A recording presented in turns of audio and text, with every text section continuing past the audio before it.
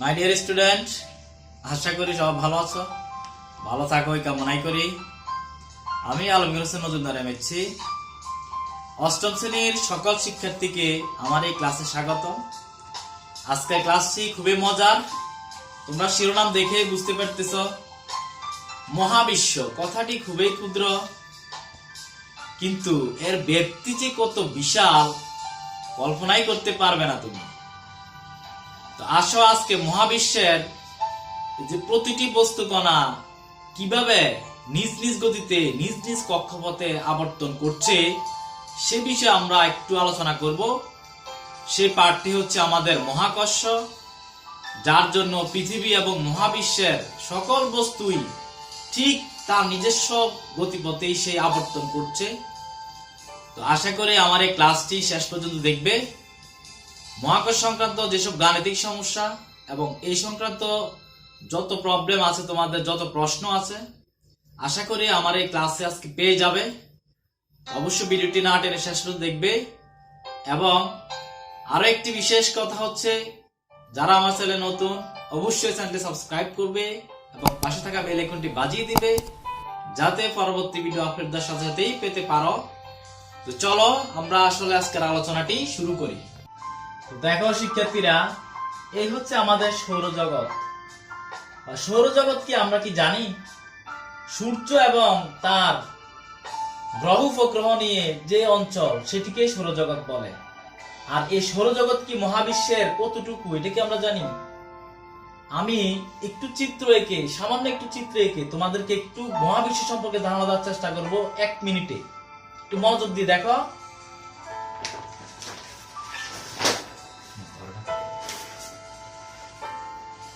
দেখো, এই হচ্ছে আমাদের সূর্য মনে করলাম, আমি ছোট করে আঁকলাম যেহেতু আমার এই অঞ্চলটা ছোট। এটার চারিদিকে গ্রহ উপগ্রহ গুলো এভাবে আছে, এভাবে প্রত্যেকে কিন্তু তার নিজস্ব কক্ষপথে কিন্তু আবর্তন করছে। তো এই হচ্ছে সূর্য, এই সূর্য এবং এগুলো হচ্ছে তার গ্রহ উপগ্রহ। এই হচ্ছে সৌরজগৎ।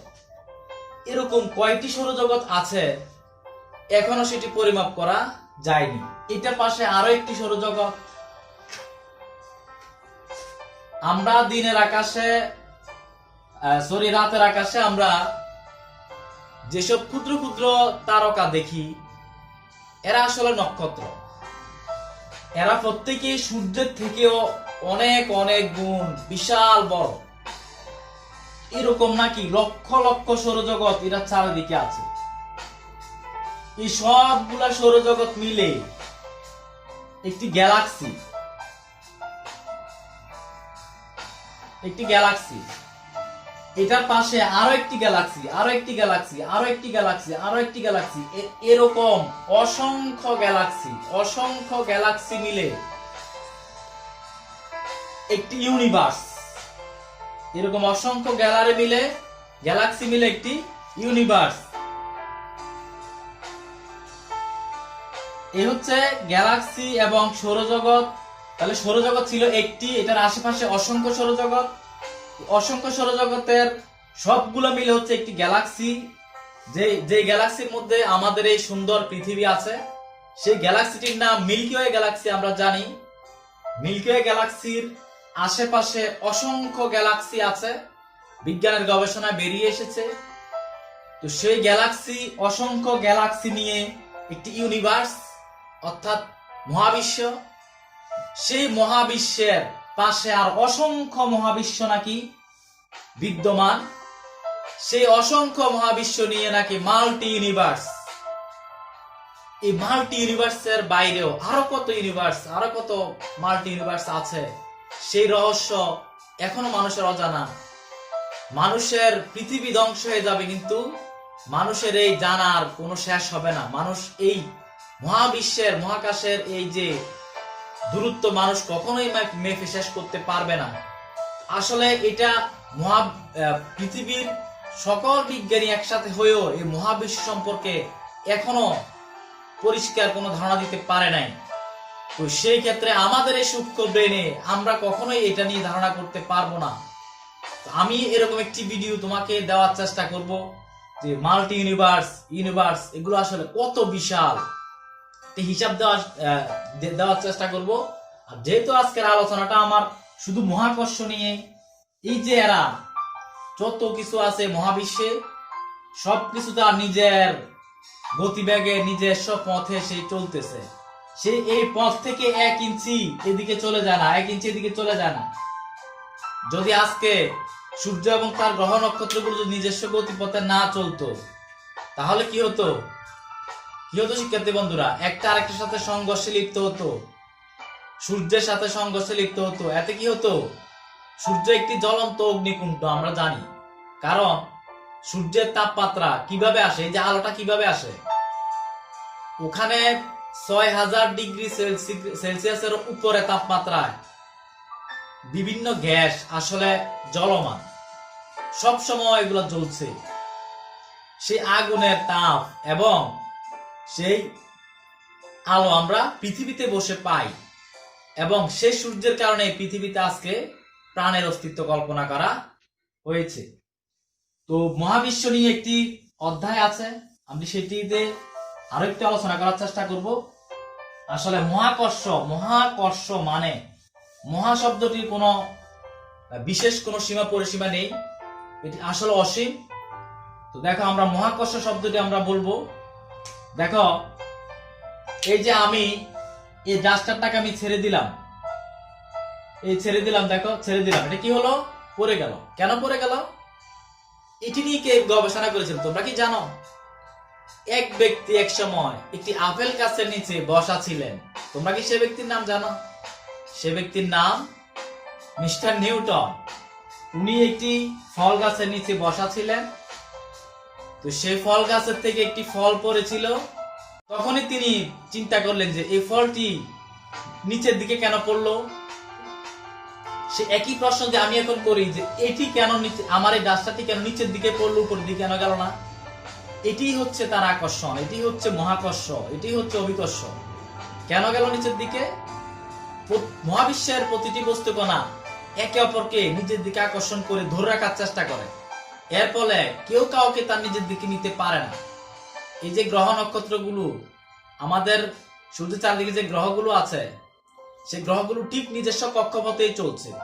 এরা প্রত্যেকে একে অপরকে আকর্ষণ করছে।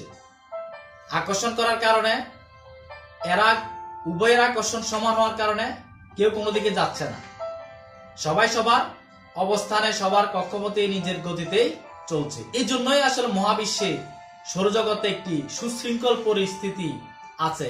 অন্যথায় কিন্তু কখনোই সেই পরিবেশ থাকতো না। একটা আরেকটার সংঘর্ষে লিপ্ত হয়ে এই পৃথিবী মহাকাশ ধ্বংস হয়ে যেত। তো দেখো, সেই যে আকর্ষণ, এই যে দুটি বস্তুর আকর্ষণ, আমি যে বলেছিলাম ডাস্টারটি নিচের দিকে পড়ে গেল। পৃথিবী একটি বড় বস্তু আর এটি একটি ছোট বস্তু। এই বড় বস্তুটির আকর্ষণ ক্ষমতাও অনেক বেশি, এই জন্য এই ছোট বস্তুটি নিজের অবস্থানে সে থাকতে পারে নাই। সেই বড় বস্তুটির দিকে কি হলো? আকর্ষণের কারণে ছুটে গেল। এই হচ্ছে তার ঘটনা। এই যে দুটি বস্তুর আকর্ষণ, এই দুটি বস্তুর আকর্ষণকে আমরা বলবো মহাকর্ষ। এই হচ্ছে মহাকর্ষ। আর মহাকর্ষের একটি যদি হয় পৃথিবী, আর অন্যটি যদি যে কোনো একটি বস্তু হয়, যেমন এই ডাস্টারটি, তাহলে এই দুটি বস্তুর মধ্যে যে আকর্ষণ, সেটি হচ্ছে এই অভিকর্ষ। বন্ধুরা, কি আমরা বুঝতে পেরেছি? মহাকর্ষ এবং অভিকর্ষ দুটি সেম, শুধু মহাকর্ষের ক্ষেত্রে মহাবিশ্বে যে কোনো দুটি বস্তু কণা, আর অভিকর্ষের ক্ষেত্রে একটি পৃথিবী এবং অন্যটি যে কোনো একটি বস্তু। তো দেখো, এই পৃথিবী এবং এই ডাস্টার মধ্যে যে আকর্ষণ, সেটাই হচ্ছে অভিকর্ষ। আবার এই অভিকর্ষ এক ধরনের মহাকর্ষ। এটি একটি প্রশ্ন আসে তোমাদের অনুধাবনমূলক প্রশ্নে, 2 নম্বরের প্রশ্নে। তো তোমরা এই প্রশ্নটি অবশ্যই পড়বে। যেহেতু মহাবিশ্বের প্রতিটি বস্তু এক অপরকে আকর্ষণ করে, এই আকর্ষণকে মহাকর্ষ বলে। আর যে বলে আকর্ষণ করে সেটিকে এই মধ্যাকর্ষণ বল, এই যে মধ্যাকর্ষণ বল বা মহাকর্ষ বল বলে। এই মহাকর্ষ বলকে আমরা এই F দ্বারা প্রকাশ করি। তো দেখো, দুটি বস্তু আমি কল্পনা করব, তাহলে মহাকর্ষ এবং অভিকর্ষ তোমরা বুঝতে পেরেছ। আসলে এগুলো তুমি এই যে বাস্তবতা দিয়ে এটা চিন্তা করবে, বিজ্ঞানের সবগুলো বিষয়ই বাস্তবতা দিয়ে চিন্তা করবে, চিন্তা করলে কিন্তু সেটা তোমার আসলে মেমোরিতে আসবে। এই বিজ্ঞানের বিষয়গুলো আসলে প্রাকৃতিক বিষয়, প্রাকৃতিক বিষয়গুলো চিন্তা করলেই আসলে আসবে, অর্থাৎ আমার ব্রেনে সেটা ক্যাপচার করতে পারবে বাস্তবতা দিয়ে। তো দেখো, আমরা দুটি বস্তু কল্পনা করলাম, এই বস্তুটি m1, এই বস্তুটি m2, অর্থাৎ m1 হচ্ছে এই বস্তুটির ভর, m2 হচ্ছে এই বস্তুটির ভর।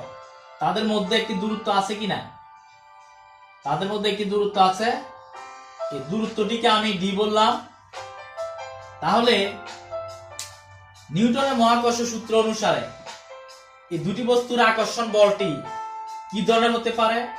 আকর্ষণ বলটি হচ্ছে এই যে দুটি বস্তুর ভরের গুণফলের সমানুপাতিক এবং তাদের মধ্যবর্তী দূরত্বের বর্গের ব্যস্তানুপাতিক, এবং এই বল তাদের এই সংযোজক সরলরেখা বরাবর ক্রিয়া করে। অর্থাৎ বস্তু দুটি সংযোগ করলে যে সরলরেখা পাওয়া যায়, এই যে সরলরেখা, এই সরলরেখা বরাবর এই বলটি ক্রিয়া করে।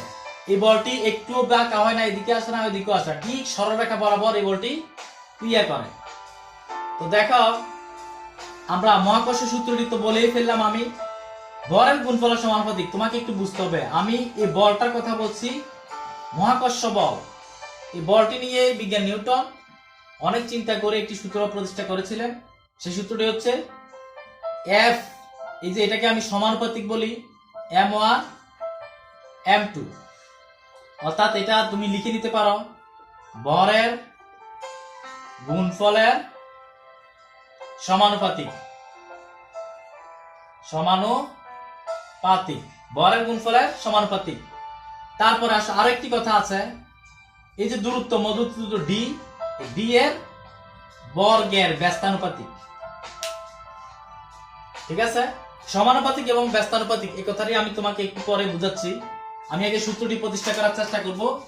এই সূত্রটিকে এবার প্রতিষ্ঠা করা হয়েছে, এখানে একটি জি এসেছে, ক্যাপিটাল জি। এই ক্যাপিটাল জি হচ্ছে মহাকর্ষ ধ্রুবক, সার্বজনীন মহাকর্ষ ধ্রুবক। এখানে m1 m2 divided by d square. এই দুটি সমীকরণকে একসাথে করে এখানে একটি ধ্রুবক রাশি, ধ্রুব রাশি নিয়ে এসে এই সমীকরণটিকে এবার প্রকাশ করা হয়েছে। তো দেখো, এখানে এই সূত্রটি আমি মূলত ব্যাখ্যা করব। তাহলে আমরা এই মহাকর্ষ বা মধ্যকর্ষ বলটি আমরা পেয়ে গেছি, আমরা মহাকর্ষ সূত্র পেয়ে গেছি, অভিকর্ষ আমরা পেয়ে গেছি। দেখো, অভিকর্ষ যে তরলটি রয়ে গেছে এটার আলোচনা আসতেছি। আমি এটা একটু মুছে ফেলি, তোমরা নিশ্চয়ই লিখে ফেলেছ, বরের গুণফলের সমানুপাতিক, মধ্যবর্তী দূরত্বের বর্গে ব্যস্তানুপাতিক, অর্থাৎ বর m1 ইন্টু m2 সমানুপাতিক। কথার অর্থ আমি বুঝাচ্ছি, m1 m2 যত বৃদ্ধি পাবে এটি ততই বৃদ্ধি পাবে। অর্থাৎ বরের এটা যদি 2 গুণ হয়, 2 গুণ, তাহলে এটিও 2 গুণ হবে। এটি যদি 4 গুণ হয়, তাহলে এটিও 4 গুণ হবে। তাহলে সমানুপাতিক কথাটির অর্থ কি বুঝতে পেরেছ? সমানুপাতিক কথার অর্থ হচ্ছে সম অনুপাতে বাড়বে। আশা করি বুঝতে পেরেছ, সম অনুপাতে বাড়বে, অর্থাৎ আমার যত বাড়বে ঠিক অন্যেরও তত বাড়বে। আমার যদি 5 লক্ষ টাকা হয়, অন্যেরও 5 লক্ষ টাকা হবে। এটি হচ্ছে সম অনুপাতে বাড়া। আমার যদি 10 লক্ষ টাকা হয়, অন্য একজনের 10 লক্ষ টাকা হবে। তাহলে এই দুইজনের যে টাকার অনুপাতটা সমান, এটাকে বলে সম অনুপাতে।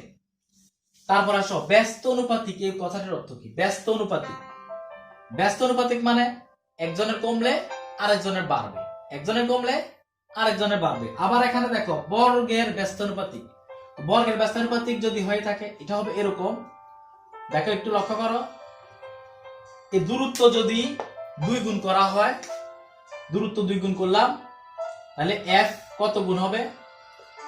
দূরত্ব ধরো এটা 2d হয়ে গেল, তাহলে কত হলো? 1/4 d স্কয়ার। তাহলে দূরত্বটি কত, বলটি কিরকম হয়ে গেল? 4/1 হয়ে গেল। আমার কথা কি বুঝতে পেরেছ? দূরত্বটি দ্বিগুণ হলে এটা হয়ে গেল 4/1। যদি আমি দূরত্বটি 3 গুণ করে দেই, 3 গুণ করে দিলে তাহলে 1/3 d স্কয়ার। তাহলে কি হলো? 1/9 d স্কয়ার। তাহলে 3 গুণ করলে কয় গুণ হয়ে গেল? 9 গুণ। 3 গুণ করলে 9 ভাগের 1 অংশ হয়ে গেল, সরি 9 ভাগের 1 অংশ হয়ে গেল। এবার তুমি 4 গুণ করে দাও, 4 গুণ করলে কি হবে মুছে দেই আমি। দেখো আমি দূরত্বটিকে 4 গুণ করে নিলাম, তাহলে 4d হোল স্কয়ার, তাহলে কি হলো দেখো 1/16d স্কয়ার, তাহলে কত হলো 16 ভাগের 1 অংশ হয়ে গেল, বলটি হয়ে গেল 16 ভাগের 1 অংশ। তাহলে 1 এর 16 ভাগ করলে কম না বেশি? অবশ্যই অনেক ক্ষুদ্র। আর f কিন্তু এককই আছে, তাহলে একক বলের জন্য দূরত্ব 4 গুণ করা হলে বল হয়ে যাবে 16 ভাগের 1 অংশ। সেটা কি বুঝতে পেরেছ? তাহলে দ্বিগুণ করলে 4 ভাগের 1 অংশ হয়ে যাবে। বর্গের ব্যস্তানুপাতিক, অর্থাৎ একটি কমলে আরেকটি বাড়বে, আরেকটি এটি কমলে এটি বাড়বে, এটি বাড়লে এটি কমবে। অর্থাৎ দূরত্ব বাড়লে বলটি কমবে, বলটি বাড়লে দূরত্বটি কমবে। এই সে হচ্ছে ব্যস্তানুপাতিক। তো এটার অর্থ হচ্ছে এটা। তাহলে এখানে দেখো এই জি হচ্ছে একটি সার্বজনীন মহাকর্ষীয় ধ্রুবক।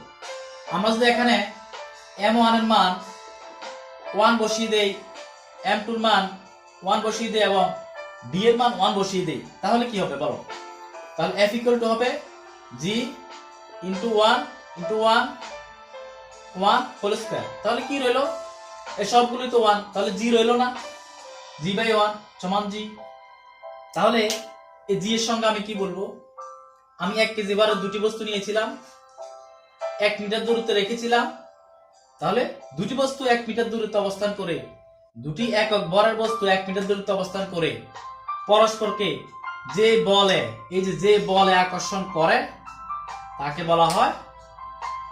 বলা হয় এই যে সার্বজনীন মহাকর্ষীয় ধ্রুবক, তাকে বলা হয় মহাকর্ষীয় ধ্রুবক। এটির মানটি আমি লিখে দেই, তোমরা অনেক সময় নৈর্ব্যক্তিকে আসতে পারে। এই মানটি হচ্ছে এটি -11 newton metre square per KG square. এই হচ্ছে তার মানটি। এই মানটি ধ্রুবক, এটি কখনোই পরিবর্তন হবে না। যখন থেকে আবিষ্কৃত হয়েছিল তখন থেকে এই পর্যন্ত এটির মান একই আছে, এটি কখনোই পরিবর্তন হবে না। তো দেখো আমরা এই মহাকর্ষ সূত্রটি আমরা পেয়ে গেলাম। তারপর দেখো আমরা অভিকর্ষজ ত্বরণ একটি কথা এখানে লিখেছিলাম। অভিকর্ষজ ত্বরণটি আমি একটু ব্যাখ্যা করি। অভিকর্ষজ ত্বরণটি হচ্ছে এরকম, ধরো একটা বস্তু যদি পরন্ত বস্তু বেগ বৃদ্ধির হারকে অভিকর্ষজ ত্বরণ বলে। অর্থাৎ একটা বস্তু প্রতি সেকেন্ডে যেই পরিমাণ বেগ বৃদ্ধি পায় তাকেই আমরা বলবো এই যে অভিকর্ষজ ত্বরণ।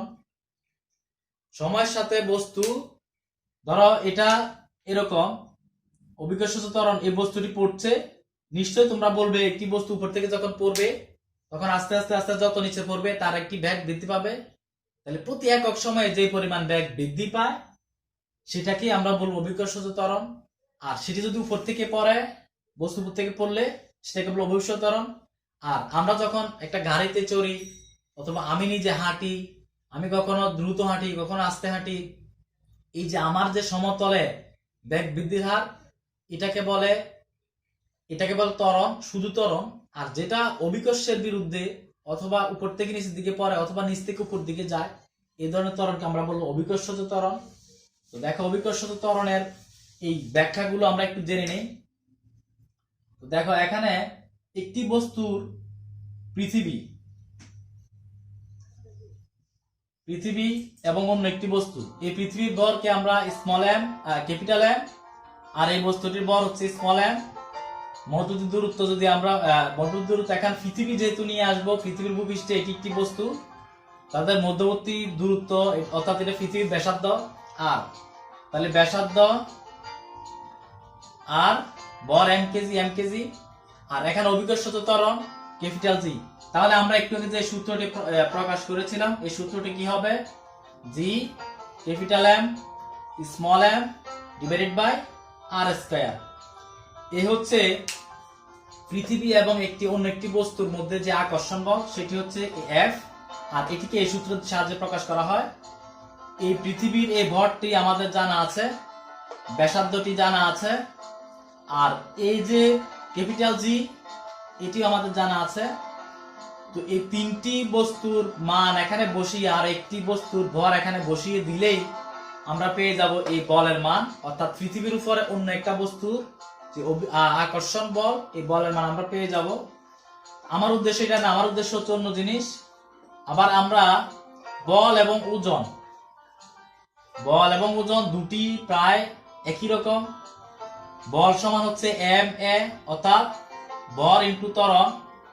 আর কিন্তু অভিকর্ষের ক্ষেত্রে যেটা ওজন হচ্ছে mg। তোমরা এটা খেয়াল রাখবে, বস্তুর ওজন হচ্ছে mg। এই সূত্র দিয়ে তোমাদের প্রশ্ন আসবে। 3 নাম্বার একটা প্রশ্ন আসে, আমি অলরেডি গাণিতিক সমস্যা করিয়েছিলাম, তোমরা নিশ্চয়ই সেটি করেছ। তো দেখো এখানে এই f এর মান আমরা পেয়ে গেলাম, ওজনটি পেয়ে গেলাম কত, mg। তো আমি এটাকে এখানে বসিয়ে দেব mg, f এর জায়গায় mg বসিয়ে দেব, ইকুয়াল টু হচ্ছে g m divided by r square. তো দেখো এখন am আর am ক্যান্সেল হয়ে যাবে, তাহলে কি হলো, কি থাকলো এখানে, স্মল g। তো স্মল g সমান আমরা কি পেয়ে গেলাম, দেখো g m divided by r square. এখানে দেখো এই g ছাড়া আর বাকি তিনটা রাশি কি আমাদের জানা। ক্যাপিটাল M হচ্ছে পৃথিবীর ব্যাসার্ধ, এটা আমাদের জানা। ক্যাপিটাল G হচ্ছে সার্বজনীন মহাকর্ষ ধ্রুবক, এটা আমাদের জানা। আর স্কয়ার হচ্ছে পৃথিবীর ব্যাসার্ধ, সেটিও আমাদের জানা। পৃথিবীর ব্যাসার্ধ 6400 কিলোমিটার, এটি আমাদের জানা। তো এই তিনটি মান যেহেতু আমাদের জানা, তাহলে এই তিনটি মানের উপরে নির্ভর করবে কার মান, জি এর মান। আবার এখানে কথা হচ্ছে এটির মান ধ্রুবক, এটির মান ধ্রুবক, কিন্তু এটির মান কি ধ্রুবক, এটির মান ধ্রুবক নয়। আমি তোমাদেরকে, যেহেতু এটি পৃথিবীর ব্যাসার্ধ, আমি তোমাদেরকে একটু চিত্র এঁকে পৃথিবীটা একটু দেখানোর চেষ্টা করব। ধরো আমরা এটা একটা বৃত্ত, আমরা জানি যে বৃত্ত কেন্দ্র থেকে সমান দূরত্বে থাকে, কেন্দ্র থেকে সমান দূরত্বে থাকে, চারদিকে সমান থাকে। কিন্তু পৃথিবী যে গোলাকার, সম্পূর্ণ গোলাকার নয়, এটার কিছুটা অংশ গোলাকার উপবৃত্তাকার। আমি এটাকে এরকম কল্পনা করলাম একটি ডিমের মতো। ধরো এটা হচ্ছে তার কেন্দ্র, এটা হচ্ছে তার মেরু, এটা মেরু, উত্তর মেরু, দক্ষিণ মেরু। আর এটাকে বলা হয় বিষুব অঞ্চল, বিষুবীয় অঞ্চল, এটাকে বলা বিষুবীয় অঞ্চল। দেখো এই জায়গায় ব্যাসার্ধ বেশি নাকি এই জায়গায় ব্যাসার্ধ বেশি, কোন জায়গায় ব্যাসার্ধ বেশি বলো, নিশ্চয়ই এই জায়গায় ব্যাসার্ধটা বেশি। তাহলে এই জায়গায় ব্যাসার্ধটা কি কম। এটা দেখানোর উদ্দেশ্য হচ্ছে এখানে এই যে জি এর মানটা আর এর ব্যস্তানুপাতিক, আর এর বর্গের ব্যস্তানুপাতিক, জি এর মানটা আর এর বর্গের। আমরা একটু আগে যে দূরত্বের বর্গের ব্যস্তানুপাতিক দেখিয়েছিলাম, সেটাও একই রকম। এখানে দূরত্ব দ্বিগুণ করা হলে এটির মান হয়ে যাবে 4/1 দূরত্ব 3 গুণ করা হলে এটির মান হয়ে যাবে 9/1, দূরত্ব 4 গুণ করা হলে এটির মান হবে যাবে 16/1। দেখো আমি দেখাই কিভাবে। জি এম এই দুটি ধ্রুবক, এটি নিয়ে কোনো কথা নেই, কথা হচ্ছে এটি নিয়ে। আমি এটাকে 4 গুণ করে দিলাম, 4r whole square equal to হচ্ছে জিএম, 4 কে আমি বর্গ করলে 16 আর স্কয়ার, তাহলে কত ভাগের হয়ে গেল, 16/1 হয়ে গেল অভিকর্ষ ত্বরণের মান। তাহলে এই জি এর মানটি, অভিকর্ষ ত্বরণের মানটি কার উপর নির্ভর করে, এই যে আর পৃথিবীর ব্যাসার্ধের উপর নির্ভর করে। এই ব্যাসার্ধটি এখানে সবচেয়ে কম, যত এদিকে আসবে ততই ব্যাসার্ধটি আস্তে আস্তে বাড়তে থাকবে, অর্থাৎ জি এর মানটি কমতে থাকবে। তোমরা কি বুঝতে পারছো, এখানে সবচেয়ে ব্যাসার্ধ কম, তাহলে আর এর মান কম হলে জি এর মান বেশি, আর এর মান বেশি হলে জি এর মান কম। ব্যাপারটি কি বুঝতে পেরেছ? তো দেখো এই যে মেরু থেকে যতই বিষুবের দিকে আসবে ততই জি এর মান কমতে থাকবে, কারণ ব্যাসার্ধটা যখন বাড়তে থাকবে জি এর মান কমতে থাকবে। এখানে আসলে জি এর মান সবচেয়ে কম হবে, আর এখানে আসলে জি এর মান সবচেয়ে বেশি হবে। এটা হচ্ছে 9.83 আর এটা হচ্ছে 9.78। এইটা। আর এদিকে আসলে এগুলো আসলে তেমন একটা পরীক্ষায় আসে না। এই দুটি বিষয়ে বেশিরভাগ আসে। মেরু অঞ্চলে কত, বিষুব অঞ্চলে কত। আর জি এর স্ট্যান্ডার্ড একটা ভ্যালু আছে আদর্শ মান। এই আদর্শ মানটি হচ্ছে 9.8। 9.8 এটির একক হচ্ছে মিটার পার বর্গ সেকেন্ড। তো আমি ক্লাসটি লেন্দি হয়ে যাচ্ছে, আমি আজকে আর বাড়াবো না। আসলে এই মহাকর্ষ এবং অভিকর্ষ এই বিষয়টি খুবই গুরুত্বপূর্ণ। নবম দশম শ্রেণীতে এগুলো পাঠ্য বইয়ে না থাকলেও এগুলো নিয়ে অনেক আলোচনা আছে। তুমি যতদিনই বিজ্ঞান পড়বে ততই এই বিষয়টা আলোচনায় আসবে। তো আশা করি আজকে ক্লাসটি ভালো লেগেছে। ভালো লাগলে একটি লাইক করবে, কমেন্টস করবে, বন্ধুদের সাথে শেয়ার করবে। তো দেখা হবে নতুন কোনো ক্লাসে। সে পর্যন্ত ভালো থাকো। আল্লাহ হাফেজ।